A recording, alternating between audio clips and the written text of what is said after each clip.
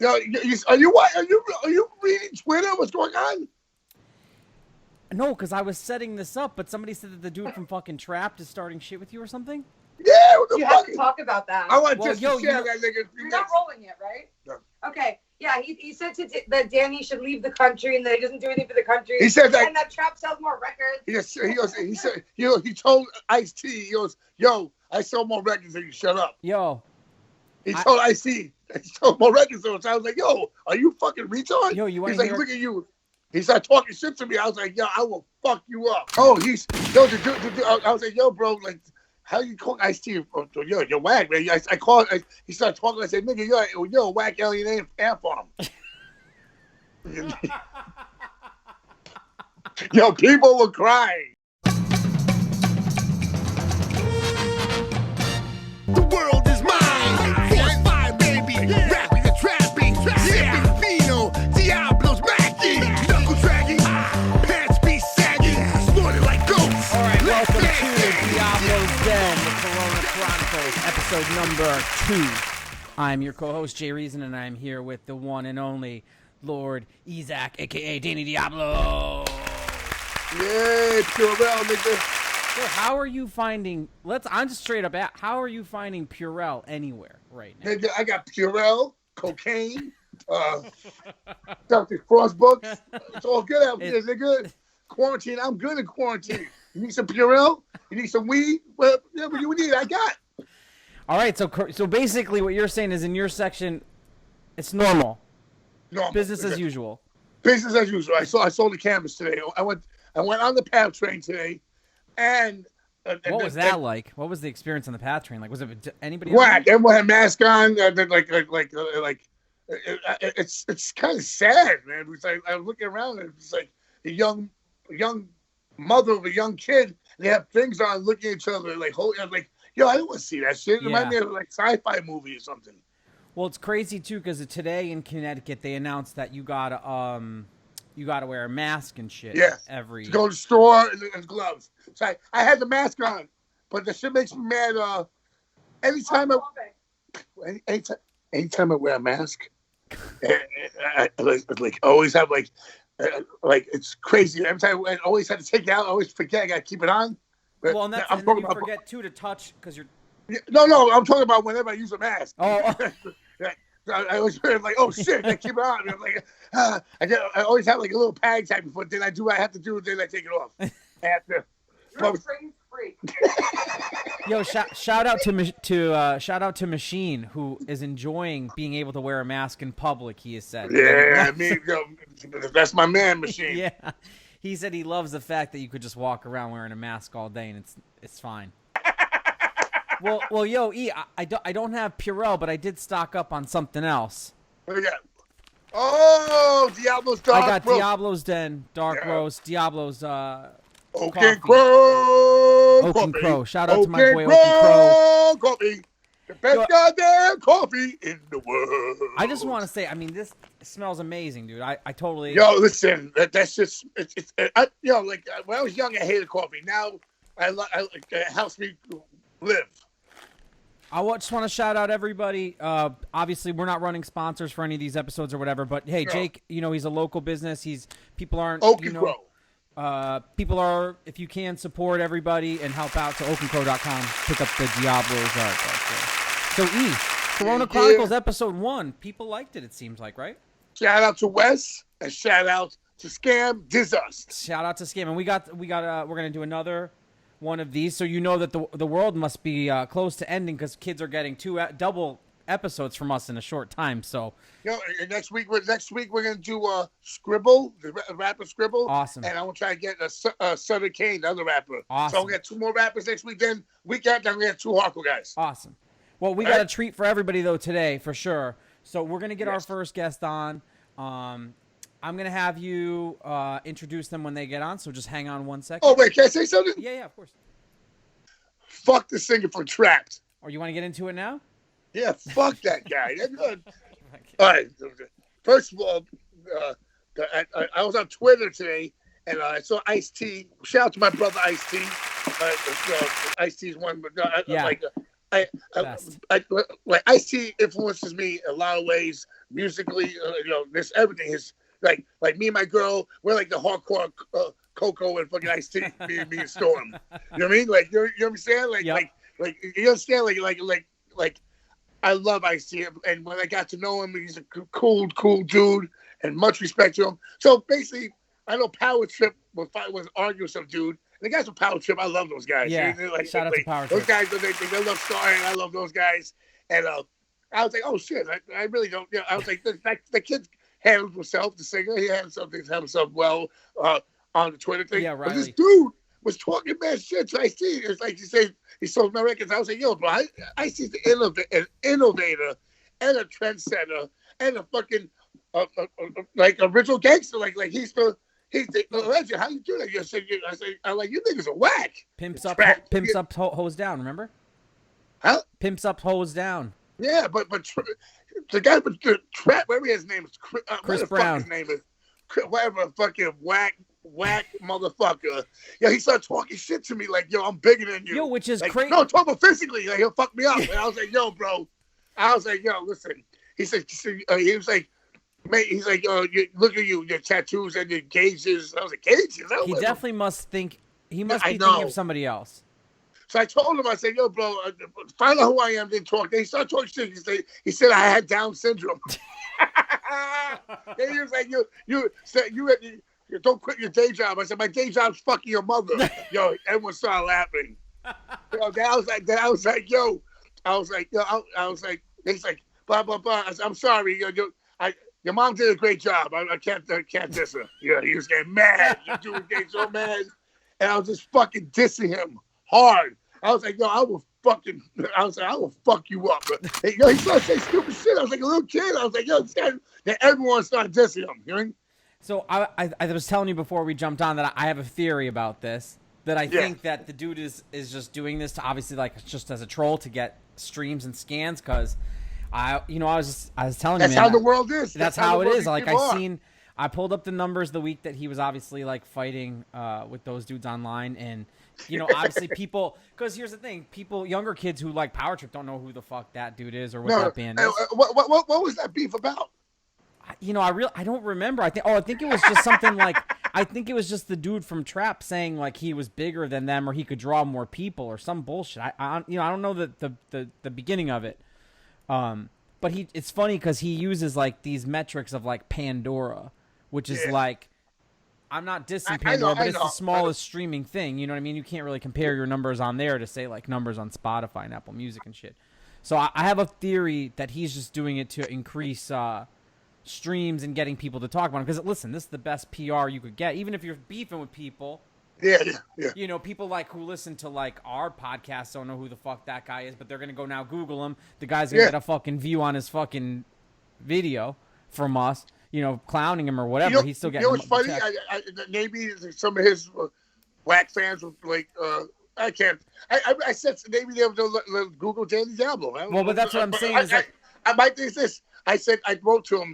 I know it hurt him. I go, name one. I said I have loyal. I'm so lucky that I have loyal fans all over the world. I said, when did you ever hear someone say, yo, that song for Trapt changed my life? Never. Never heard that because it never happened. Oh, man. Homeboy's mad. Homeboy got mad. He's probably all for you, Damien. He's probably going to hang himself later.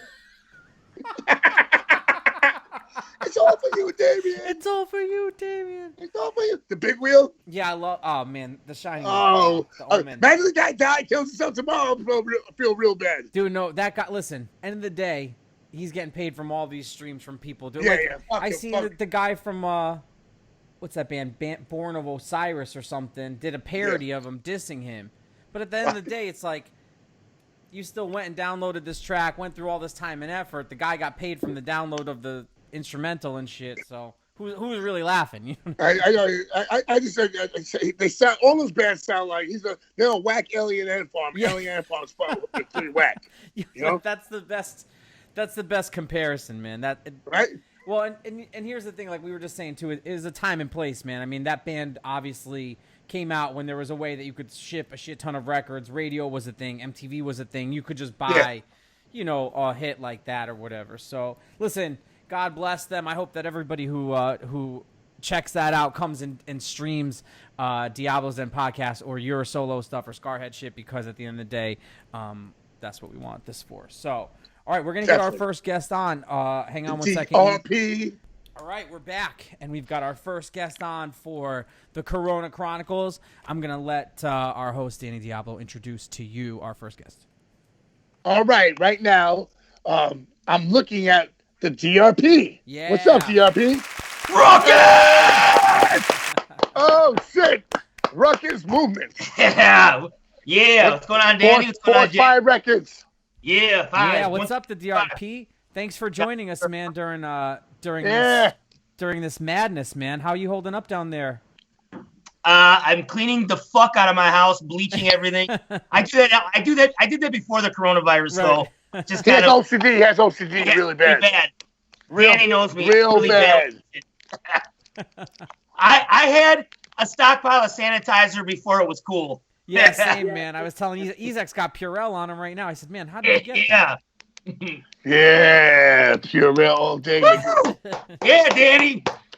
Yo, so Donnie, thank you so much. DRP, thanks so much for joining us, man. So, yo, we're just having all of our friends jump in while we're kind of all in this madness, and Ezek and I have been trying to pump out some more content while everyone is at home and giving our fans and listeners, just stuff to take in, and we're so psyched to have you on. So, just for those who don't know much about Force 5 Records and what you do, just give us a really quick overview, man, of what you got going on down there. Shit. As you can see behind me, I don't know if you can see everything, but Yeah, you I got an like awesome a setup. t-shirt press. What's that? Got an awesome setup over there. Yeah, I got a t-shirt press. Me and Danny do a lot of different work together, designing. Like, I don't know if you can see, we just did the New York Hardcore hoodies. But Danny's always got different stuff because he's an artist himself. So we're working on a bunch of shit for Danny's site, DannyDiabloMerch.com. And then Force 5 Records, I got Saint Dog on the label, Mars, myself. A bunch of guys, Prolific, Jason Logic. I mean, we're constantly churning out music. Between me and Danny, like, we're fucking morons with music. We're always trying to make shit all the time. Like, let's do this. So, I mean, we work really well together. But between me, and what I'm doing, what he's doing, there's just so much going on. So, I mean, it's built itself up. But, like, with Danny's help, he's co-signed for me with a lot of artists and stuff like that. Like, I've known Danny for over 10 years, but he met me at my worst, and now I'm at my best. When I met him, he was fucked up in the game. But we toured together. Yeah. And the dude changed his life around. Yeah. I'll just say he's sober, but he's drinking a White Claw right now. I got a White Claw and Jameson. Oh my God. That's true though. Coffee, White Claws, Jameson, no other kind of bullshit. Not anymore. DRP, you got to get yourself a little bit of.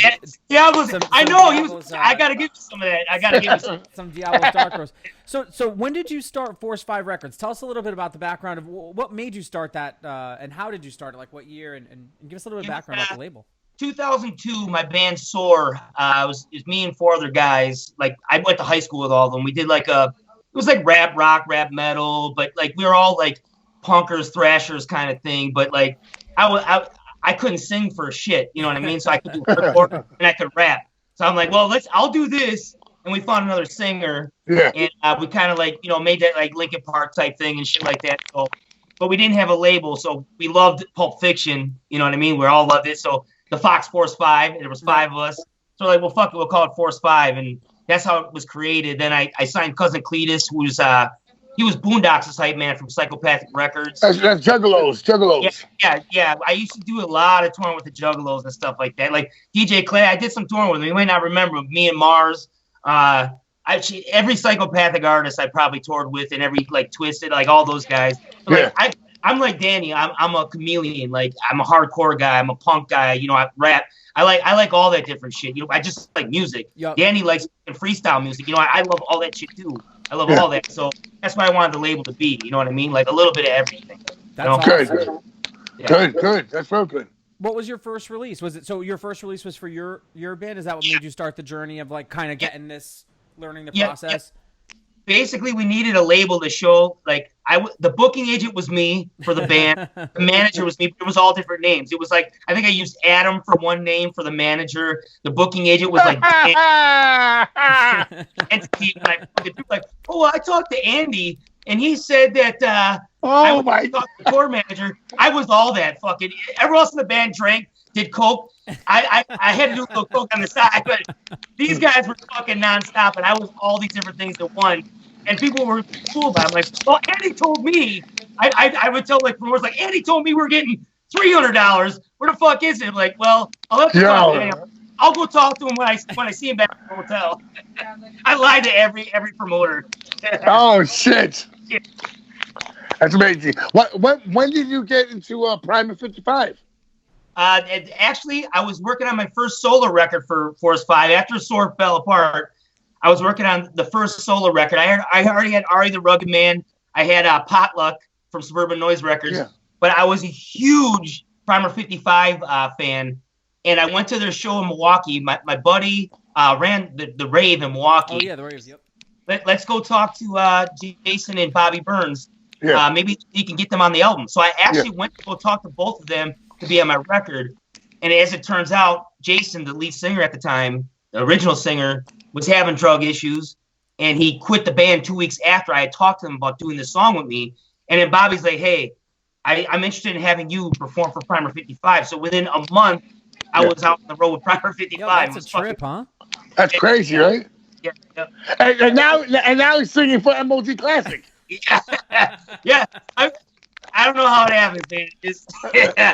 Actually, Tim and Kenny, the original rhythm section from MOD with Billy Milano, they're on another interview actually tonight, announcing a bunch of shit. So yeah, Billy Milano's outside the studio with a bat. Waiting for a beat. They hit Tim in the head so hard. Bow. It was funny because we had plugged that tour. There was the Scarhead.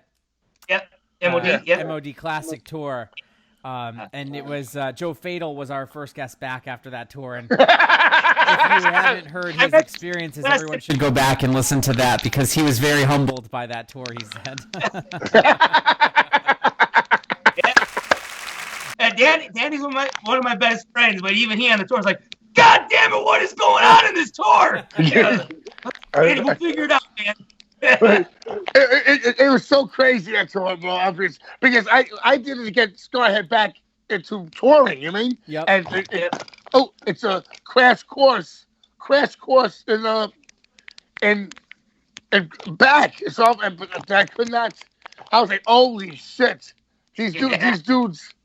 I was like, I will kill someone. You know, but you know what? I made my money in my merch. I was cool. But Fado, I'm on tour with Fado, Scam. It's like crazy. Scam and Fado together. Yeah, oh my God. And Dan are like best friends, but I swear sometimes they're gonna come to blows. I don't know. I'm like, are they gonna fight? But I think it's just how they. I mean, like. I was here. There was one time we were on what bridge were we on? That you made me stop the van in New York in the fucking middle of the fucking bridge because there was two dudes fighting and him and Scam ran out with all the Scarhead guys. You posted that. You guys posted. Yeah. That on his Instagram. You're stupid. I'm a Midwestern guy. Like New York is fucking nuts to me every time I'm there, and he's just like, stop the van, guys. I'm like, okay. And I stopped in the middle of the fucking bridge, George Washington Bridge, I think it was. I'm like, fuck you. I'm like, you say that to Danny because I'm fucking. I was told to park. Yo, it was so funny about that. The two guys were fighting were both Asian. And stupid us and Scam, we thought they knew each other, but they didn't know each other just because they're Asian. I'm like, you niggas don't know each other? Like, no, fuck this guy. I skipped out laughing. Damn. I called my girl afterwards, like, I just stopped on the George Washington Bridge in New York. You know how fucking nerve-wracking that was? Yeah, and because that bridge is just, it's always packed, always cops everywhere. Yeah, cops everywhere. Fuck, no, that's it was brutal. Good. It was funny. And then I made one wrong turn afterwards, and it was like an hour detour because I made one wrong. We were watching it hide somewhere. New York. And then think about it. You have all that pressure of driving around, Izak's a scam, all these people, and you're just like sitting there being like, I just got to get to this destination. Like Scam. We'll watch. Scam will be watching Donnie drive and just staring at him, make sure he doesn't fall asleep. Yeah. I'm like, leave the guy alone. I'm like, Scam, I'm fine, Scam. I'll tell you what, Scam is a good co-pilot, man. Amazing. Amazing. He'll drive you fucking nuts while you're driving, but he's amazing. He's amazing, mate. It was so cool to be with Scam on the road again. You know what I mean? I swear, I thought you guys were gonna fight a couple times, man. The way you guys talk to each other. My brother, I can tell you all day. That's how me and Rick Dog are. Yeah. So Donnie, so obviously, man, I just want to pick your brain too for something. So obviously, like with all artists, being at home right now and stuff, like, do you have any advice or maybe something you could share that, maybe you artists or you yourself have been doing? Obviously people can't go out to shows and stuff. Any advice for artists that are home? I know some people are doing like live shows. Anything that you guys have seen, effective, man? We're trying to obviously give hope to people and give people ideas while they're locked up in this madness. I would suggest to them, hopefully they're still making content. Do things that you didn't have the time to do before. Everyone's so busy with life, with getting here, getting there. I'm hoping artists get even more creative now. You were doing what you were doing before. You need to do even more now. Like, try something different. Be inventive in a different way. What's it gonna hurt right now? You got the extra time. You could do a bunch of different shit right now. Like, you better keep doing what you're doing. Write lyrics. Write lyrics. Fucking write music. Listen to other music. Go explore Spotify and Pandora. Be like, oh shit, what's this? We got all the time. Yeah, we got all the time right now. I'm trying to listen. I'm trying to study everybody. You know what I mean? What they're doing. And I didn't get all that. I still do that before, but I've got so much more time now to study what this label's doing, what this artist is doing. You know what I mean? What they're doing for designs. You know what I mean? It's all. It's study hour. I'm right now. My girl's 27 years old, so she never seen The Sopranos. So I'm watching The Sopranos. That's a good watch. The whole season. We are laughing. I know, baby, but you're not really watching. She watches when she's little, she says. All right, so listen. So we're watching Sopranos. Basically, the other day, I did a video of her, like a little porn. Shout out Storm OnlyFans account. So you can see Danny Diablo at the Hebrew Hammer on my OnlyFans. Oh man! I'm making my old lady right now. She's not. She was born in the '90s too. She's a little bit. She's never seen any of the B movies from the '80s. I just made her watch Toxic Avenger. That blew her fucking. All the trauma what? Shit. She never saw Return of the Living Dead. I had to make her. I saw that in the movie theater. With a hot punk rock girl dance on the grave. And I told her every '80s horror movie, there better be some titties in it. Yeah. And when we watch, like, there's the titties. I'm like, I told you, every '80s horror movie's got titties in it. Check out. Yo, last night, I want to give a shout out to Puerto Rican Mike. We're talking about '80s horror movies. Oh, I love Puerto Rican Mike. He went to the hospital and had a heart attack. They last night. Listen, they thought Puerto Rican, but it was his blood sugar level. Blood going high from the '80s horror movies. Oh my God, look at them titties. Yo, well, he's all right. Puerto Rican Mike's all right. You had to laugh, right? He was like, yo, nigga. They said my sugar level's too high.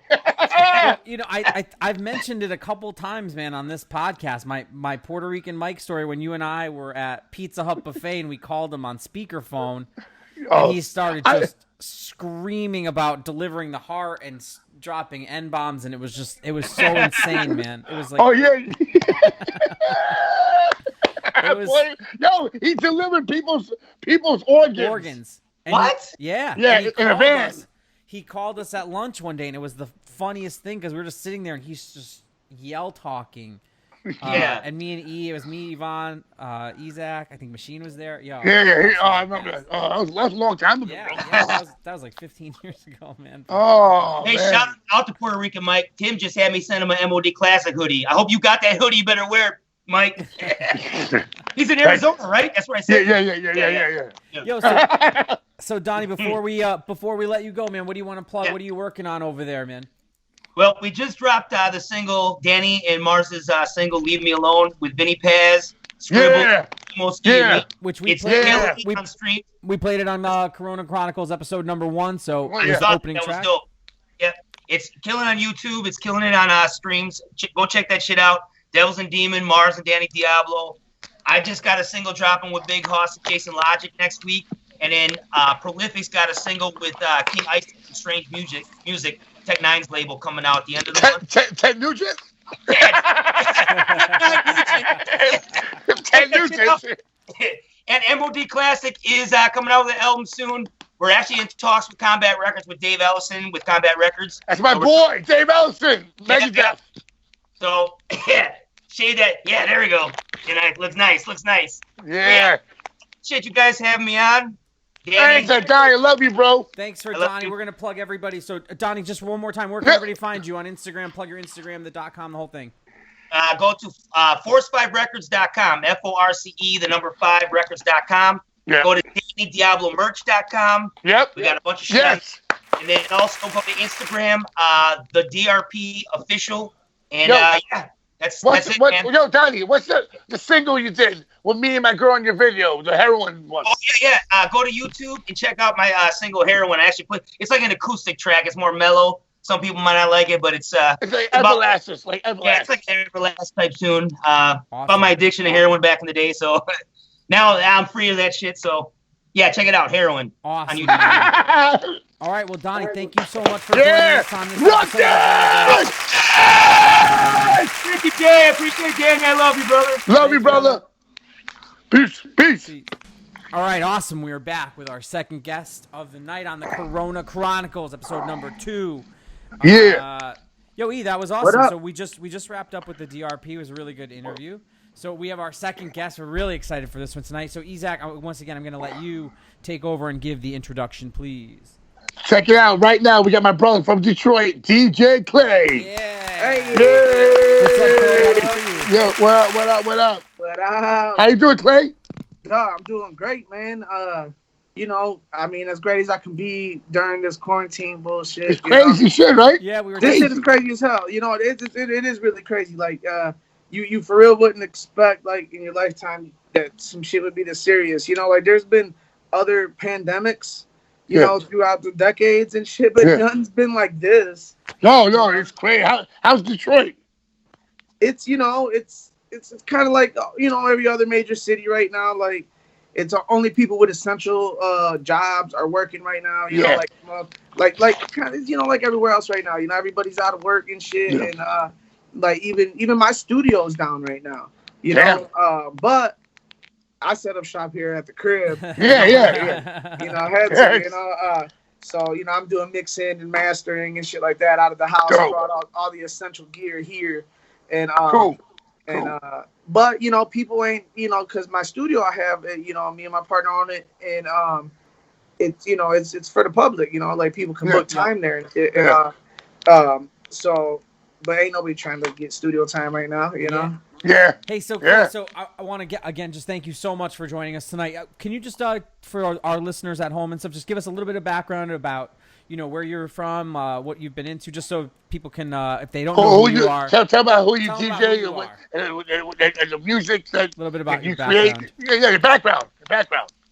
Man, I'm straight up Detroit underground DJ, rapper, producer. It's everything that I do, everything that I've done. I've done a lot of work with ICP. I've been awesome. I was their DJ for 12 years. Damn, that's awesome. 12 years.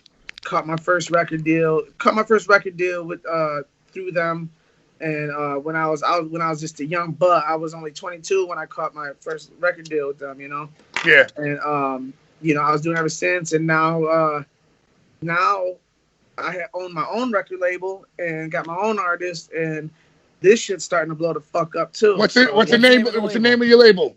Oh, right here. It's AR Entertainment. Awesome. Yeah. Armory Entertainment. Yes. That's hard. I like that. So you know, Clay, we're on that goon shit, that underground goon shit, you know. That's awesome. Hey Clay, so how did you get started in music? Tell us a little bit about your journey into the path of like getting into DJing and sort of that whole thing. Oh shit, man. I'm straight hip hop, like head all the way type shit. Like, man, I started getting into like DJing when I was 11 years old. No shit. And I and like just music in general, but I didn't own no turntables and no shit yet around that time. It was you know, my parents were broke. It wasn't until I was 13 when my parents actually, you know, sprung one Christmas for like a beginner setup for me and shit with like a mixer, a couple turntables, shit like that. And it was like for real, like it was like maybe only 2 weeks later, I was getting like booking birthday parties and like renting halls out, and you know from then on, like at a young age, like I was getting paid off fucking the door at like these halls that I would just rent. I was like, you know, by the time I was like 15, I was doing that, you know, that's cool. Just me and my crew, you know what I'm saying? We would do it, pay some money for the hall, you know. Since we were so young, nobody would really charge us that much for the hall because they're like, you know, we didn't, you know. But then I bring the whole hood, you know, they did come and I'd walk out that bitch paid. I'd do back-to-back weekends and just rent the halls out That's awesome. myself, you know.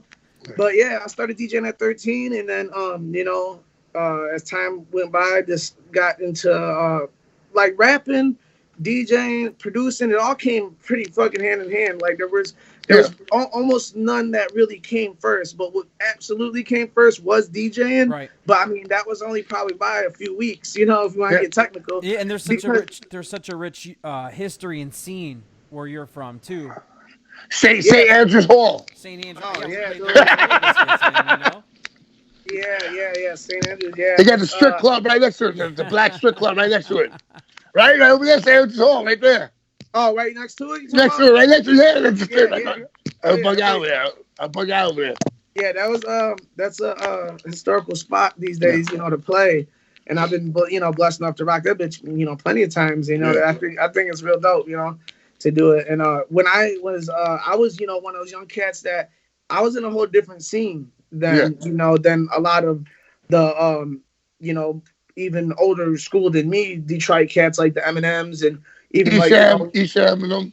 Yeah, Esham and all them. Like, you know, I'm younger than all those cats, so they were in that scene. But you see, Esham and like that type of scene, the underground wicked shit scene, I was in that scene, you know, and I was partially in the hip hop scene too, but I wasn't in like the MC Breed. MC Breed, Rest in peace, right? He passed away, right? Yeah. He passed away. Rest in peace, MC Breed. Yeah. R.I.P. Breed, for sure. Straight legend, man. And he actually was signed to one of ICP's sub labels. Oh, for real? He did his last album before. That's cool, man. On that. Oh man. I believe the label was called UMZ or something like that, but that's dope. It was like a sub label they were starting, but I think that was the only record they put out on that label. You know? So Clay, how did you end up crossing paths with the ICP guys? How did that come together? Well, shit, you know, they got people that are from the same neighborhood as me. You know, when they were growing up, it's kind of like their stomping ground, Southwest Detroit and shit, and you know, they lived outside of Southwest, but they was in Southwest all the time. Yeah. So they got boys that are here. And my partner, you know what I'm saying, my best friend, happened to be related to the Rude Boy, who is Violent J's best friend and a tour manager. He does tour managing. He runs their wrestling and stuff like that. And he's actually a real good friend of mine here. And, you know, we're from the same neighborhood. So we bumped into each other. I was DJing. I was young. I was like 15, 16 years old, I think I was. And I was DJing a party in my boy's aunt's backyard. And, you know, it happened to be, then Rude Boy walked in, and I knew who he was from being a little young juggalo, you know what I'm saying? Yeah. Like I knew who he was. So I was like, oh, what's up? You know? And then from there, I got his contact because he was like, "Yo, man," he was like, "You're killing it." I was on the turntables, I was rocking the party, and he was like, "Yo, you're killing it." How? He's like, "Man, how old are you?" And I was like, 16. And then he was like, "Yo," so he hollered at my boy and he actually plugged us up together. Like, yo, he basically, my boy, who's my partner now, that the label, yeah, his name's Jose. We run the label together. He was my contact to Rudy, and so Rudy would hit him up, and be like, "Yo, man, I need, ICP needs a DJ for this party." It'd be like special events and like that's awesome. Shit here locally in Detroit, and I was like, that's cool. Yeah, that is. I was probably like 17. Yeah. That's cool, dude. Yeah, I always have a love with Detroit. From going playing shows there all the time. I would play. I got a lot of friends out there, some DMS guys out there, but Detroit was always a cool place to me because I could do anything I want over there. There's graffiti, you can do anything you want. It was crazy. And when people say how hard the neighborhood is, and when people are like, "Yo, New York, Queens," I'm like, "Yo, it gets crazy." But niggas in Detroit will kill you, and no one cares. No one gives a fuck. I got to shout out my friend, Mr. Porter, Denon Porter, from who's also out from over there. That's a good friend of mine. So shout out to him too.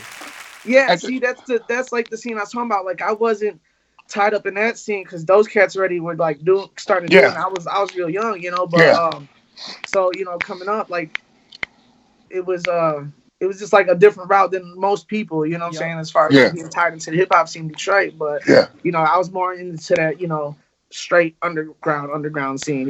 Yeah. Yo, so Clay, definitely. Clay, what was it like the first time you played a show with ICP? Because I gotta imagine that must just be like a totally different experience, especially as a DJ, because they're so animated on stage and there's a lot going on. What was that experience like? The first time performing for them was actually on my second tour out with, because the first tour that I went out on Psychopathic was the Shaggy 2 Dope solo tour. Okay. He went out solo and I was his DJ. So we went out for about 3 months on tour. Me and him gained a good relationship. He's always and still is, a great friend of mine personally, what I'm saying, like outside of this music shit, because we got that history, all of us do. And so we did the tour, and then after that tour was up, I thought it was a one-time gig. I thought it was like a one-time gig to where I'm getting paid to DJ, go out and be a DJ for the tour. Just do the tour and see you after. Then I'm gonna continue doing me and trying to land more shit like that, But I ended up getting a phone call like a month after that tour, like, "Yo, we want you to come out as ICP's DJ." That's awesome. Yeah, and then other artists on the label wanted me to be their DJs too, and I was all for it because I just want to rock. Yeah, you're like, I'll just stay on the road. Yeah. You know what I'm saying? But they sat down and had a meeting and made me exclusively their DJ. So I got signed exclusively as their DJ. So that's awesome, man. Which was dope. That was an honor. I mean, they're legends in the game. Well, and they're my brothers. You know what I'm saying? Like they taught me a lot. On top of that, too, I mean, when you look at a group like them, too, I mean, they were one of, you go back and you see a lot of people do this whole, like, DIY thing or whatever, but those guys were, like, the originators of, like, their own movies, making movies, VHSs, distributing their own records, like that whole thing, which anybody who listens to our show knows I'm a huge advocate of that. I run my own label here, And again, like ICP was one of those. They were like one of the first to kind of get into that whole. They're the definition of independent. You know what I'm saying? Like they set the bar for a lot of underground. People that are successful in underground these days. Right now. Well, dude, even if you just look at, think about just the culture they created too. Right? Yeah, entire culture. Yeah, that expands crazy. As far as a whole another generation, which is me. Which is me, and then I have followers that span off of their following, you know what I'm saying, and shit like that. So I mean, it spreads real big, So oh, back on! We fucking lost you, dude. I'm back. Back. We lost you. Where are you, Jay? Where are you? Hey, I'm back. We had just kept talking, so I'll edit it back. We were just, I guess crazy. I want to check this out. I want to ask the questions. Hey, but Clay, I know, was gonna say you gotta leave him frozen with his face there. You ain't gotta Clay, being Latino and part of like the whole Psychopathic Records crew and everything. If there wasn't that many Latinos, I know that homeboy, the one boy from the Bronx was what's his name? Misery, right? He's a Puerto Rican cat. Yep. Yeah, This is the homie, yep. And it's cool. Shout out, Miz. Shout out to Misery, but it's cool because like I talking, it's like you're Mexican descent. Jay right here, Jay's Cuban, and I'm Puerto Rican, so it's cool. Right? All feel that's dope, dog. Yeah. Hip hop and underground, shit. No, man. Hey, man. Being Latino, being Mexican in the Juggalo community was huge. You know what I'm saying? Like, now, I try to represent, and I mean, shit, man. Like, I love my race. You know what I'm saying? I love being Latino. So and the background, you know what I'm saying, the history. So it's like I get a lot of love because of that. I brought that into the culture. And as well as Misery, you know what I'm saying? Yeah. So being that, it's like, man, certain places that are more, Spanish populated, like I would say like New Mexico or Arizona stuff, it's like I go down there and the draw's insane down there, love, right? Versus like in Iowa sometimes,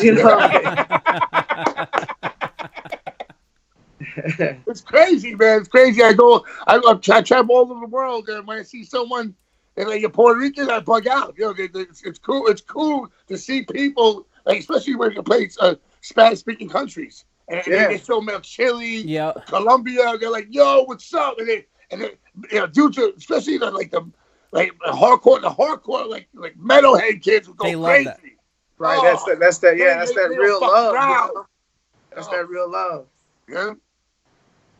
So Clay, what are you working on right now, man? While you've been home, have you just been working on a ton of content, or what are you doing? Because it's obviously can't be in the studio. So, man, I'm glad you asked. For real, because I mean, literally before when I was texting you like, yo, about how much longer, it's because I was just literally finishing this new mixtape. Awesome. That I'm hosting. It's one of my artists. His name's Jason, the Sin God. He's on ARENT. Awesome. No, he's dope, man. That kid can spit.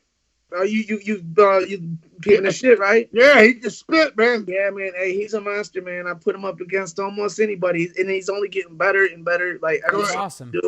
We just recorded enough singles for the rest of this year for him, like that we're gonna be putting out, and we did this entire mixtape. Me and him did. Dope. Basically an EP and a mixtape in like a week, Awesome. Because he's from Alabama. All right. Yeah. So and this kid's a monster, man, and we're proud to have him on the label and be putting his shit out. But I just finished the mixtape. It's called he got a series called The Process. Awesome. It's his mixtape series, and I hosted the last one. I did, and this is the third installment. This is the process. Cool. This is the process 3. I just finished it up. It comes out this Monday. Awesome. So just in time. Monday. We're recording this on a Wednesday. It'll probably be out Friday. So it'll hit like just in time. So we'll definitely make sure to plug it in. 420. It drops on 420. Of course. That's my favorite day. Yeah, of course. Great day to release music. I have a song with Clay. He did the beat called "Hit 'Em Up." I did my Hit 'Em Up. That shit's hard. Yeah. And so me and Clay are gonna do a whole record too. But we're not gonna push back, but we're gonna do something. Me and Clay. We've hinted around. Yeah, we've hinted around on social media. Yeah. And people can't wait to hear what that's gonna sound like. People are bugging out on us. Yeah, judging by the response that I've gotten when we talked about it, like just kind of poked around on the internet, kind of hinting, teasing about it. People are like, fuck yeah, you know what I'm saying? Because so many people they fucking love this guy, you know what I'm saying? I was gonna say, like, the one thing that's so cool about working with E on whether it's this, I'm sure everybody who feels this way is just like how much fun all of the experiences are with this dude, because it really is just such a good time. You know what I mean? Like I love producing. Wait this till show. Clay and I go on the road. Then he'll be like, "Oh shit!" Oh my Yeah, God. that's gonna be one wild. It's gonna be one wild trip when we go out there for sure. Definitely, brother. But yeah, man, I can't wait to do that. The project, like, yes, and man, I can't wait. See, you were talking about Detroit and everything. I can't wait to come to your hood. Oh yeah, to come out there and fuck with Clay. you. Listen, they September 4th. They moved Diablo Fest to September 4th, and I'm flying Clay out to DJ and to hang out. Have a good time. Yo, Clay, we're gonna have to, when we do the real episodes at the studio in the city, Clay, you're gonna have to come on, and we have to join us for like a real sit down in person. Yeah, we have a real studio. So I'm in. Count me in. I'm down. definitely, Man. brother. Hell Definitely. yeah. So really quick, man, before we let you go, Clay, where can everybody keep up with you? What do you want to plug right now, man? Let everybody know where we can find you at. You can find all my social media, Instagram, Twitter is just at DJ Clay 313. And plug your label. My Facebook is DJ Clay Official. The record label on all social media. You know, if you can get right to the record label at Arm Robbery Official. You know, or the real ARENT. I got another. The new record just came out in August. You know, it's called Over the Fear Of. It's the first installment of the 3-part rap series that I'm doing, because it's my first solo rap record. It's That's awesome. Tell us a little bit about that. Before we let you go, tell us a little bit about that really quick. It's been in demand for a lot of years, for a nice group of years now, because I've always dropped solo tracks all throughout the mixtapes that I did for Psychopathic, and people like the solo songs that I was doing when I was rapping, and so they it was in high demand, so I did it finally, and it just dropped August of last year, and I'm doing it. It's 3 parts is what I'm doing. So that's dope. The titles, the titles Over the Fear Of. That's and then it's got dot for the continuance. The next one is gonna be another phrase, and then the third one another. It's gonna say something when it's done. Like, it's something that's gonna mean a lot to the fans, to myself. Gotcha. Dope. That's awesome, man. That's dope, B. Awesome. So, Clay, thank you so much for joining us on the Corona Chronicles, man. We're going to have you up here in September, so everybody, we're hopefully going to get through this madness, and we will be partying at Diablo's Den. When you come out here, Clay, when you come out here, it's on. I'm ready. Take you to the grimiest places in New York City. I'm shooting a fucking music video when I come out there, man. For real. Yeah. Awesome. For real, man. Awesome. Hey, go to one more with 211merch.com. Yes. Cop the record, cop all the dope gear that I got. Yes. That got. Yes, brother. I love you, brother. I love Clay, you. thank you so much for joining us, guys, quick, man. man. We're gonna keep up with you soon, man. Thank you so much. Take care, brother. Detroit, brother. Yeah. Woo woo. Yo, that was awesome, man. So we had a really good show. That was cool. That was cool. That's a legend, DJ Clay. So, legend. Guys, we again, I hope you understand too. We're still learning the technical stuff, so I hope that this all sounds and looks okay for you guys. We just want to get some content for everybody who's at home and can't get out. Hopefully, we're gonna be through this all safe. And like Isaac said, read Only Death is Real. Only Death is Real. It's by Tom Gabriel Fisher, who's Tom G. Warrior, from the guy who changed my whole life. I'm a big Celtic Frost fan, but it's about Hellhammer and before Celtic Frost, and Celtic Frost from 1981 to 85. All crazy shit here. That's hard. I didn't know that it tells you they had a bitch in it. And the bitch became white power. And they're like, yo, you bitch, you gotta go. She was like, Deborah, she's white power, bitch. Like, get the bitch out of here. And, it's like, it was so crazy shit in here. It's just mad crazy, B. His mother was she smuggled diamonds. Jesus. So she would leave him, like, smuggle diamonds in Europe and come back, like, for some guy. That's crazy. And he listened to music on his AM radio, and he couldn't hear it, really. That's why all the production on that shit's... It sounds like that. Yeah, because all he ever knew was that. So when he went to the studio and it sounded too good, he was like, no, AM. I want more static, static.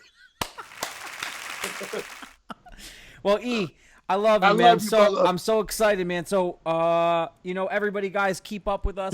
Definitely join the news list. Subscribe to YouTube. The numbers have been. Everyone, hit me on Twitter and say fuck the guy for Trapt. He's a bitch ass nigga. Yo, I want to just really quick shout out everybody who has been subscribing to the YouTube. We've gotten a bunch of new subscribers. We're so close to 1,000. So, yo, please keep subscribing. Join the newsletter. We will be back. Diablo Den podcast. We will be back with a new episode soon. Signing off, Jay Reason and the Lord Isaac, Danny Diablo. Thank you guys so much. Peace. Everyone stay safe. Wash your hands. Wear your mask and gloves. And we'll get over this. Be nice to your neighbors and your loved ones. Peace. The world is mine. 4-5, baby. Rapping and trapping. Sipping vino. Diablo's Mackie. Knuckle dragging. Pants be sagging. Snorted like goats. Last